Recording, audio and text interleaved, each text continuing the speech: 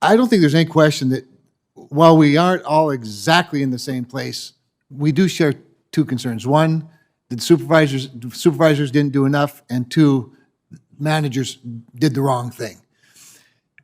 So I was a soccer referee before I took up this other crazy job.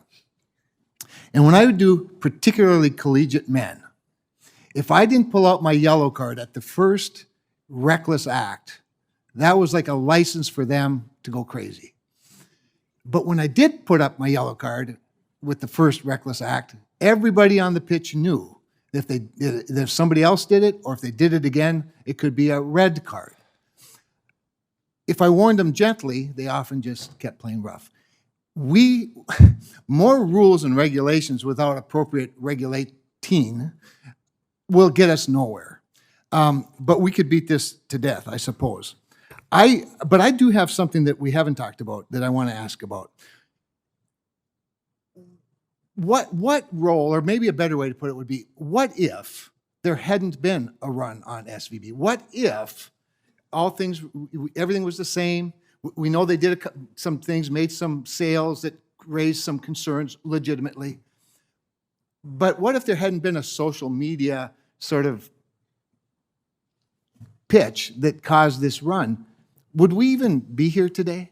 Is it possible that nothing would have ever happened, and had there not been this sort of panic, fear? Fear is a real deal. And maybe start with you, Mr. Barr, on that. Am I crazy to think that maybe this wouldn't have even happened? Senator, it's obviously difficult to know in any circumstance what shock is going to come to the financial system. What we focus on as supervisors when we're doing our jobs right are the vulnerabilities that a firm faces, and making sure that the firm is addressing those vulnerabilities and making sure we have resilience in the system with good rules on capital and liquidity, so that if there's a shock that nobody anticipates, they're not hit in a way that causes contagion in the financial system. So I take your point very much. I agree with all of that. I just worry that in today's social media world that fear and panic gets accelerated, gets elevated, and highlighted. And I don't know what we're going to do about it, but interested in your view on it. One other thing I want to ask Mr. Grunberg and Mr. Sue, maybe could comment on this. There's been a lot of talk about the sale, of the assets, the sale of First Republic to J.P. Morgan. Speaking of big getting bigger, the irony is rich. The lack of transparency in that, could each of you sort of tell me, I know the bid price is the big thing, right? That's the easy go-to in an auction.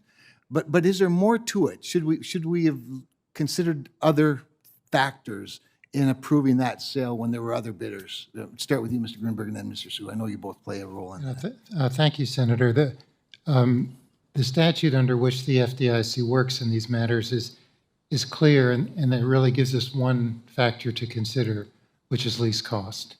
And that was the only factor we were allowed to consider under the law in reviewing the bids that we received for First Republic. So does the OCC have additional leeway with regard to the soundness of the system that could be considered?